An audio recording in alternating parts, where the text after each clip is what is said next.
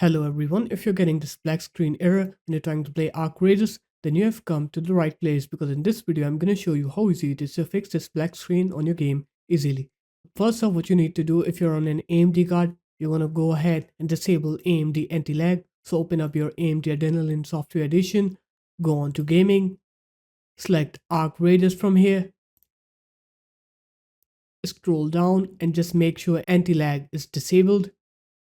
And after that, what you're going to do is you're going to open up the game, go into your display settings and set the window mode to full screen. So remove it from borderless full screen and use full screen only. And when you select full screen only, your game will work correctly and you will not get that black screen error anymore.